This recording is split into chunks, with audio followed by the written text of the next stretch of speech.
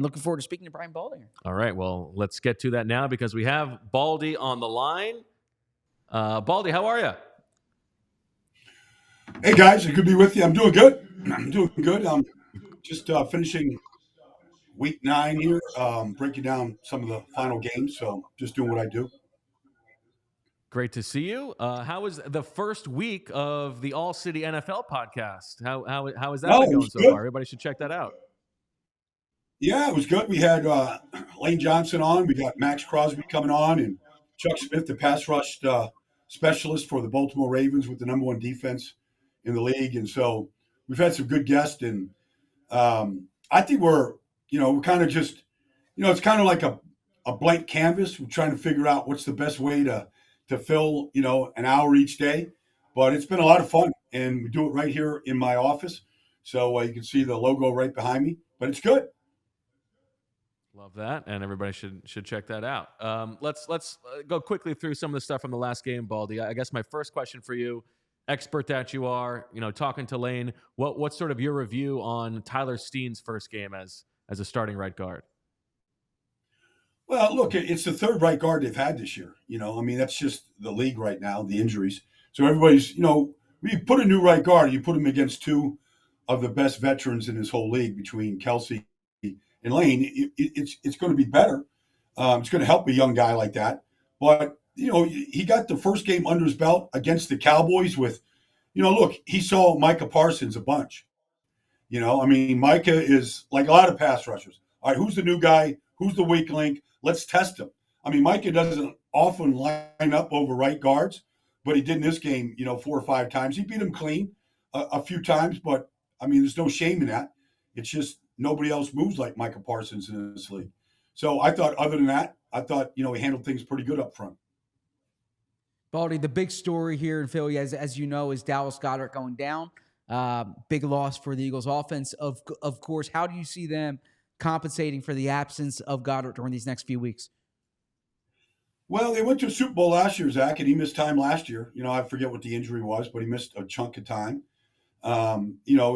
They signed Albert O from Denver in preseason. He hadn't had a chance really outside of last week to get a chance to play, but he's going to get a chance now. His last preseason game with the Broncos against the Rams, he was the best player on the field that day preseason, but he caught everything they threw at him. He's a big body that runs good. He's going to get a chance along with Stoll. And, they've always had depth at that position. You might see a little bit more 4 receivers with Julio out there. They've got some options, but I don't think it's going to fall apart because Dallas isn't out there right now.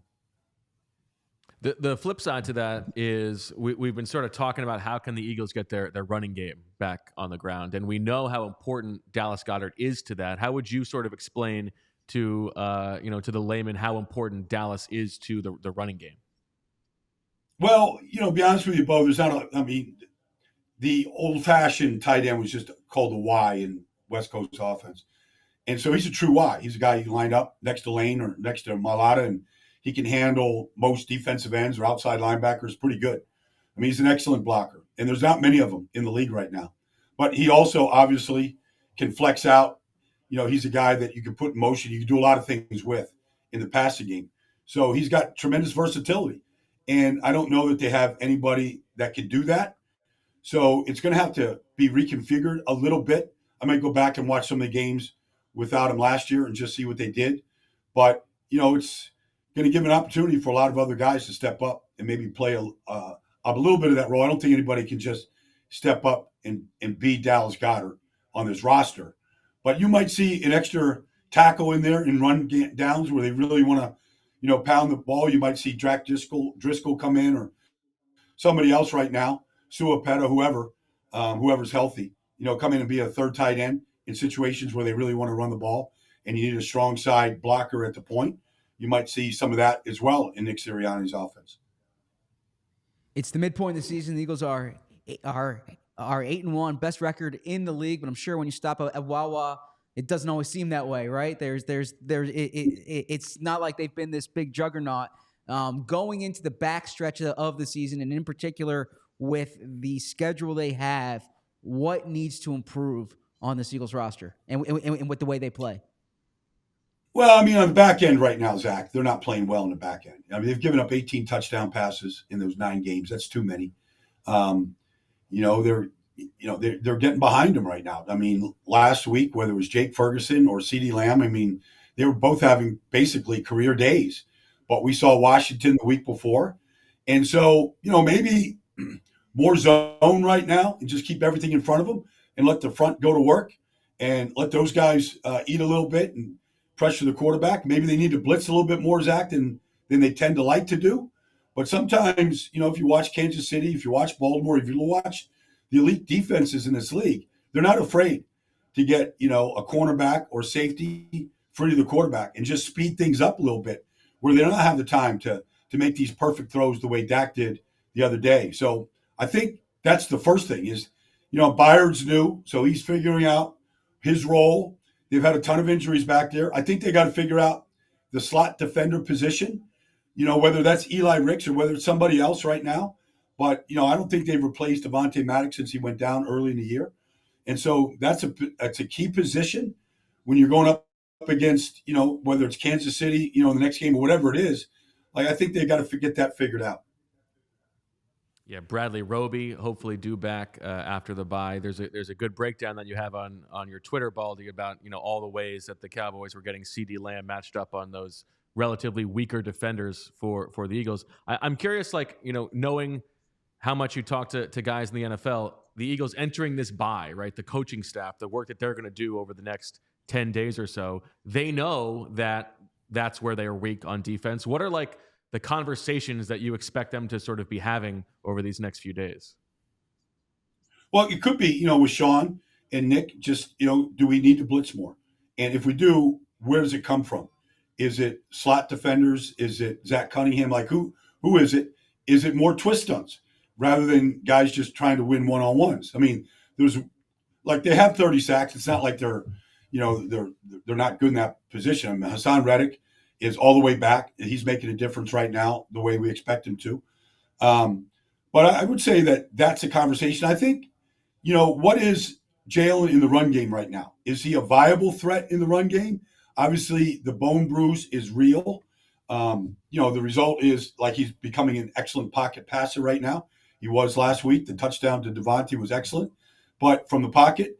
But do we need to get, if he's healthier after the bye week, do we need to use Jalen more in the run game? Because they're more difficult to stop in the run game when Jalen is a factor.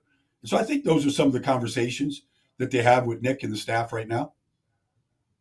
In following up on that, Jalen, these past few weeks especially, even with this injury, has just been lights out as a passer, and it's a stretch that's been particularly impressive. As you've watched the film, what are you seeing from him as a passer in particular? Well, I mean, he's up amongst the best in the league right now. I mean, just the way that he can layer a ball over the middle of the field, or the touch he has dropping it to the outside shoulder to Devontae Smith for the touchdown, or the out route to Dallas Goedert on the sideline, Zach. I mean, those are elite throws. You expect the layups, the swing passes, the stick routes, some of the flat routes. You expect those are layups. You expect him to complete those. But you're looking at the next level throws down the field. I mean, I said it last year. I thought he was as good a deep ball thrower as there was in the NFL last year. He has amazing touch on the deep ball. And so, I mean, A.J. Brown is second in the league in receiving for a reason.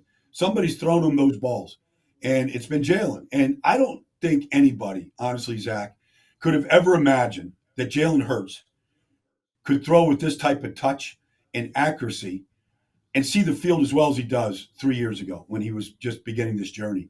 And so and I think it's only getting better because we're seeing him from the pocket right now. Go, okay, you want to be Joe Burrow? This is what Joe Burrow does. He's doing it. If you want to get outside the pocket and play Patrick Mahomes and be that style, you can do that. Not that he's imitating anybody, but if you want to throw a comparison out there, he's, the throws over the middle of the field, the dig routes, the dangerous throws. I mean, you got to layer those throws. Those aren't easy throws in this league. Too many hands getting away, too many zones, like against the Jets where he threw the interception at the end. I think he's just seeing the field a lot better. We sort of had this conversation yesterday, but along those lines, when they signed him to the long-term extension, right? The question is, as his career goes on, if his like superpower of his legs is not as dangerous, what will he look like? Do you feel like the first half of the season has sort of made you feel more bullish about his long-term prospects? Well, I'm bullish long-term regardless, Bo. But I think we all understand just who Jalen Hurts is at this point, and that it's never going to change. Like I feel like he's never going to rest. He's never going to stop. I'm sure he's getting treatment right now in some part of the world, where the hardest thing for him to do is to stop working, but it's probably a good idea to stop working right now. And whatever is ailing him, get the necessary treatment to be as close to 100% as he can. But I don't think he's ever going to be satisfied with anything until he starts winning multiple championships. And so that's a great place to be. The great ones have that in them. They never stop working on whatever it is that they can improve and make better. He is Mr. Football. He is Brian Baldinger. Check out the All City NFL show with Anthony Gargano. Max Crosby coming up this week. We look forward to that, Baldy. Thank you so much. It'd be good, guys. Yep, you bet. Take care now. Talk to you next week. Sounds good. Appreciate it. We all city like the mayor.